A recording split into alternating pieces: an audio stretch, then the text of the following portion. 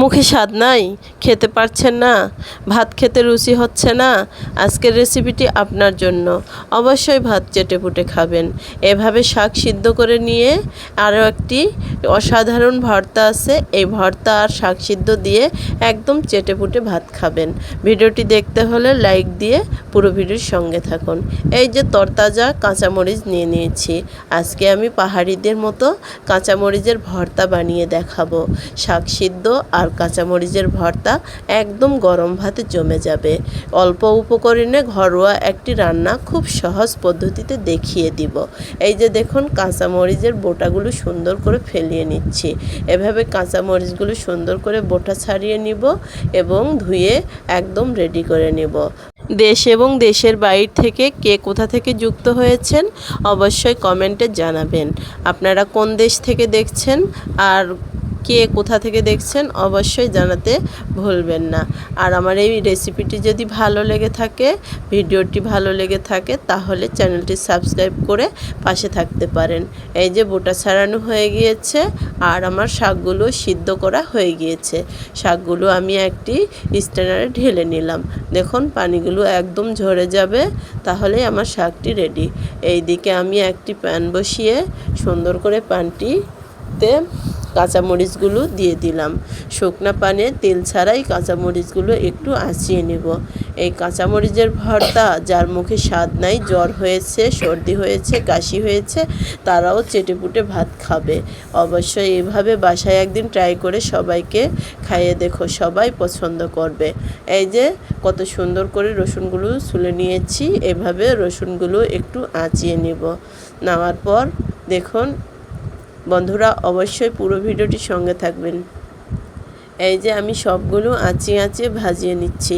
এভাবে ভেজে নেওয়ার পর দেখতে থাকুন, আমি আরও অনেকগুলো টিপস এখানে ব্যবহার করেছি, যা পুরো ভিডিও না দেখলে বুঝতে পারবেন না।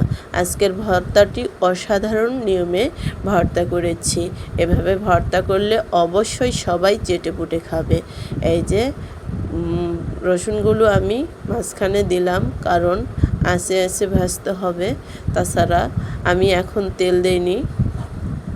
এই যে কত সুন্দর অল্প অল্প আঁচে ভেজে নিচ্ছি। এখন এখানে দিয়ে দিব পেঁয়াজ কুচিগুলো আমি কিছুক্ষণ আঁচে ভেজে নিব। এর গায়ের পানিগুলো যখন শুকিয়ে আসবে, বন্ধুরা দেখতে থাকুন আমি কখন কি ব্যবহার করছি। অবশ্যই পুরো ভিডিওটি দেখতে হবে, না দেখলে বুঝতে পারবেন না। এখন একটু দিয়ে দিব সরিষার তেল। এই সরিষার তেল দিয়ে আমি সুন্দর করে পেঁয়াজগুলো একটু লাল লাল করে ভেজে নিব। বন্ধুরা, আমি সব কিছুই তেলটার সাথে মিক্সড করব, কিন্তু এইগুলো আগে একটু আঁচিয়ে নিলাম। এভাবে সবগুলো উপকরণ সুন্দর করে আঁচিয়ে নিব। আমার চ্যানেলে অনেক নিত্য নতুন রান্না এবং নাস্তার ভিডিও দেওয়া আছে। এই সময় একটু সকলেরই জ্বর সর্দি হয়ে থাকে এবং সকলেরই মুখে স্বাদ থাকে না, ভাত খেতে ইচ্ছে হয় না, শুধু ফাস্টফুড খাবারের উপর ইচ্ছে জাগে। এই জন্য তরকারির স্বাদকে হার মানিয়ে এই ভর্তাটি বানিয়ে নিচ্ছি।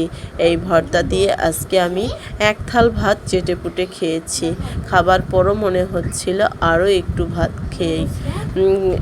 এই ভর্তাটি যেদিন আমি করি সেই দিন অনেকগুলো ভাত রান্না করতে হয়, কারণ এই ভর্তা করলে এক প্লেটের জায়গায় 2 প্লেট ভাত খেয়ে নেয় সবাই। এই জন্য খুব সুন্দর করে ভর্তাটি করার জন্য আমি সব কিছু সুন্দর করে ভেজে নিচ্ছি। দেখতেই পাচ্ছেন, এভাবে নেড়ে চেড়ে এখন সবগুলো ভেজে নিব। আমার ভিডিওটি যদি ভালো লাগে শেয়ার করতে ভুলবেন না। একটি শেয়ারের কারণে অনেক ভাইয়া এবং আপুরা এই ভর্তাটি পেয়ে মুখে স্বাদ বাড়িয়ে খাবার খেতে পারে। অবশ্যই ভিডিওটি শেয়ার করবেন। আর আমার চ্যানেলে যারা নতুন আছেন চ্যানেলটি সাবস্ক্রাইব করে পাশে থাকবেন। অনেকে ভিডিও দেখেন কিন্তু লাইক কমেন্ট কিছুই করেন না। দেখেন যে ভিডিওতে অনেক ভিউ হয় কিন্তু লাইক থাকে না, কমেন্ট থাকে না। লাইক কমেন্ট দিয়ে পাশে থাকবেন। এই যে আমার মরিচ, পেঁয়াজ এবং রসুনটা ভাজার এক পাশেই আমি মাছের একটি লেজা নিয়েছি। এই মাছের লেজাটি আমি এখানে সুন্দর করে ভেজে নিব।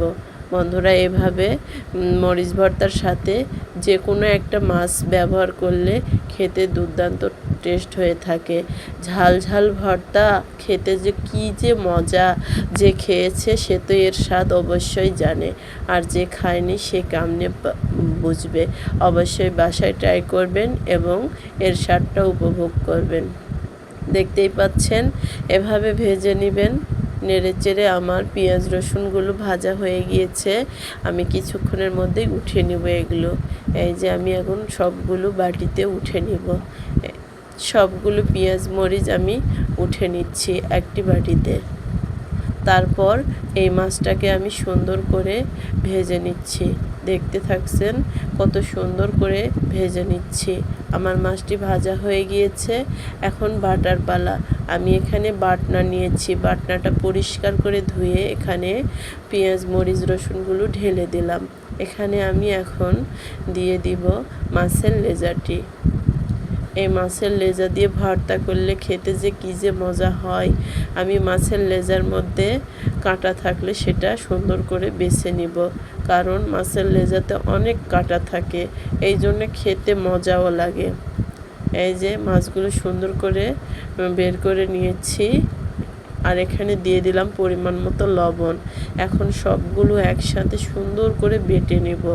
এই ভর্তাটা দেখেই জিভে পানি চলে আসে, আর খেতে যে কী যে ঝাল ঝাল মজা, এটা যে খেয়েছে সেই শুধু বুঝবে। অবশ্যই বাসায় ট্রাই করবেন, এটা খেতে দুর্দান্ত টেস্ট হয়ে থাকে। এই যে আমার ভর্তাটা একদম রেডি। এই ভর্তার স্বাদ বাড়ানোর জন্য আমি সিক্রেট আরও একটি উপাদান ব্যবহার করেছি। বন্ধুরা, অবশ্যই এই সিক্রেট উপাদানটি আপনারা ব্যবহার করবেন।